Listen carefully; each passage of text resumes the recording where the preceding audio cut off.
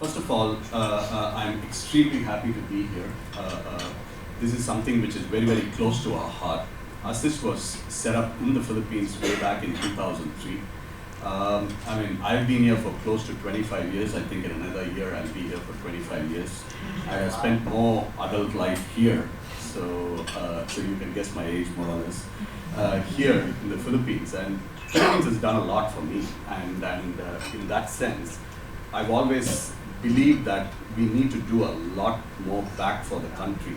And on paper, I think Philippines has got probably some of the best statistics, in terms of demographics, okay, in terms of, let's say, English capabilities to a certain extent, right? And also the age and the vibrancy of the people in the Philippines, okay? Notwithstanding all of that, we did see the statistics that Hamilton threw at us, and we are, it seems, not actually doing as well as we could potentially be doing, okay? And I think this is exactly where this partnership, in many ways, I would consider a convergence of very similar minds, which is, what Kashalo wanted to do through Cash Academy, and Assist's principle of spreading awareness on good things, whether it's financial literacy, digital literacy, social literacy, health literacy, it matched. Secondly, the use of technology, particularly digital technology, to spread awareness is potentially the best way to reach out to more than 100 million people in the Philippines. The Global Internet Report, which was just launched in 2019, just about 3 months ago, rates Philippines and Filipinos as one of the most online savvy people, right? Almost about up to 4 hours of every day is being spent on being online one way or another and on social media. Okay, so which basically tells us that, to reach out to the young minds that we are trying to change, I think digital media is going to be a fantastic way. Not only that Kashalo itself is a digital platform, okay, I think even the awareness rising can be done through a lot of digital tech.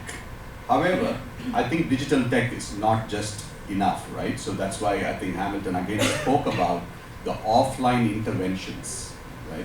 So we've started this whole series of offline interventions with the key component being collaboration. So the collaboration is with DTI, and DTI does a lot for small is even an exaggeration, micro and small enterprises all across the Philippines. Now, these business people struggle a lot, okay? They have their own challenges of business. On top of it comes financial management and financial awareness. And they do have a big impact because they are socially, each one, probably like an average Filipino family, have about 5 members, and they are going to share their learnings and sentiments down to their own families, including the children. So, these offline techniques further strengthen how this can happen. Now, today is, like Hamilton rightly mentioned, today is not about Kashalo, neither is it about Assist as an organization. However, just to give you a set of context, we are a non-profit. We are in existence for 16 countries, started in the Philippines. Now we are proud to say that we have offices in 5 countries, extending not just in Asia, but in Africa as well. But almost all the thinking, designing of ideas and projects are done just right here in the Philippines, and when we implement them in Kenya, in Myanmar, Bangladesh, Sri Lanka, and countries like that. When we are able to produce such world-class ideas out of here, okay, and trying to create impact elsewhere, I think we need to take a look at our own homes and look at what we can do for the Filipino here, right? And financial literacy, I think, is at the core of many of the things that needs to happen. I completely forgot when I was messaging one of my colleagues earlier. She just replied to me saying, we were there for the financial Finlit Expo. There was an expo that BSP had organized. Okay, I didn't know, last year.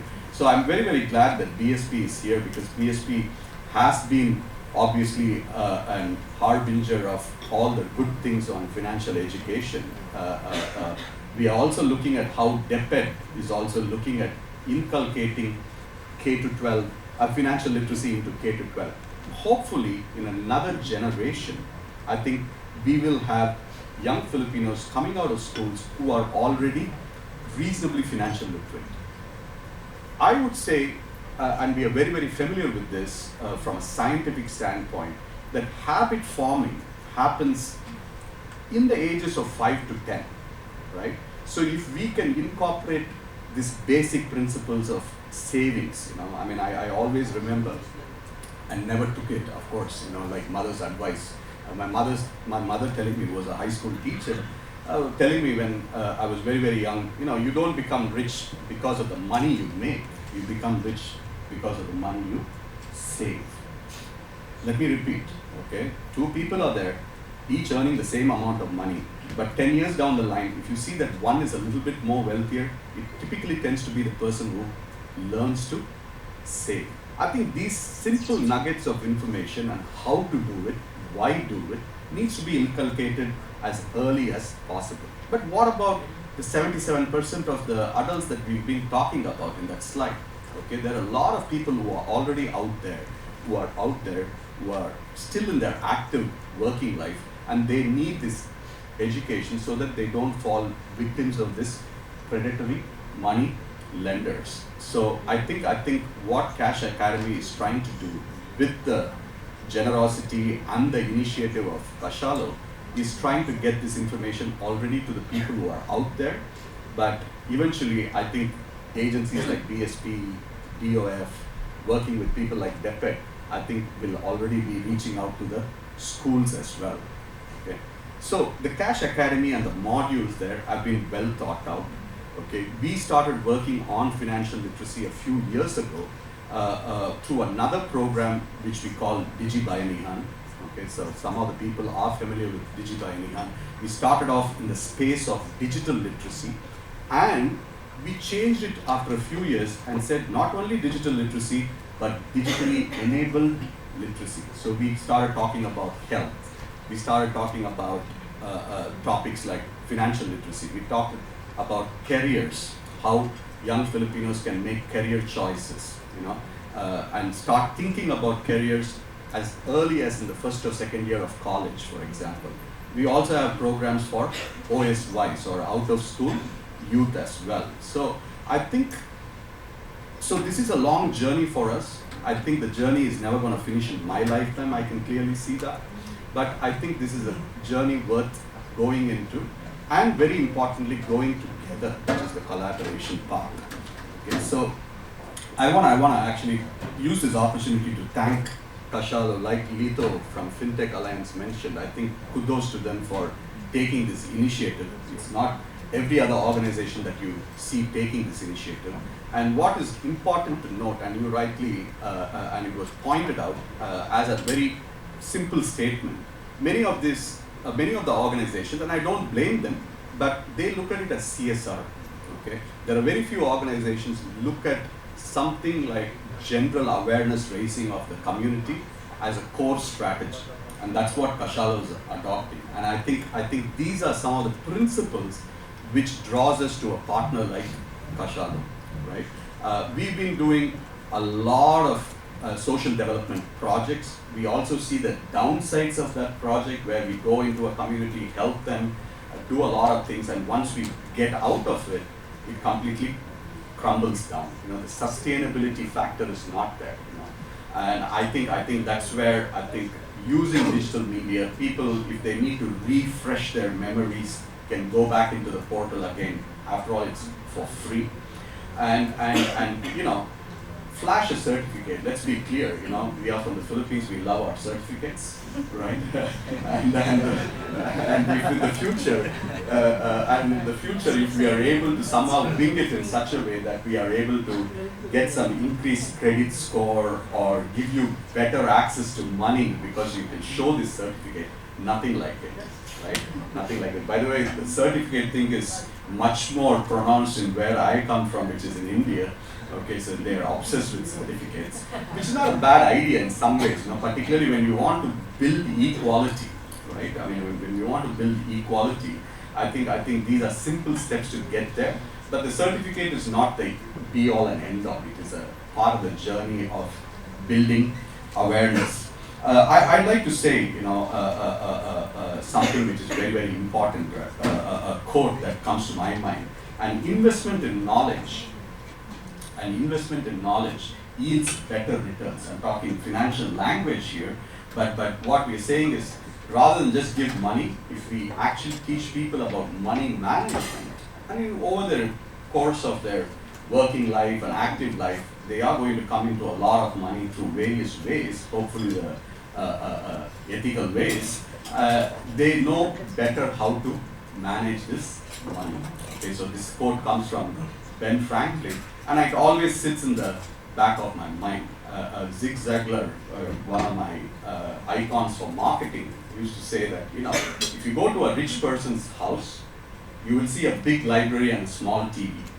Okay, and if you go to he used the word poor person's house, but I would say, let's say, a humble accommodation, you'll see much bigger TVs than libraries. What they're saying is, I don't think everybody has a house with a library. Certainly I don't. But what he means is that, the more you invest into books and knowledge, okay, and now knowledge can be much, much more inexpensive through the use of digital media, okay, and DICT is trying to get free Wi-Fi in key locations up to tier 4-5 cities. So the youngsters who get this access and can actually go into these kinds of sites can learn, and these are life-changing. I can tell you, and these are life-changing. One insight picked up by a young person, it could resonate with them throughout their lives, and that is a fantastic thing. So, by creating this in this digital platform, I think it will continue to stay there. Okay, but also we need to recognize the offline engagement, and the offline engagement is what is already happening, as Hamilton mentioned, with DTI. DTI does a lot of business clinics through their Go Negotiate program and other programs, and they are trying to make sure that there is a Finlit component which Kashalo and Assist will, or through Cash Academy, okay, would also be delivering. We have a partnership with Adamson University. So we are trying to engage a lot of these folks to try and reach out to a larger stakeholder network.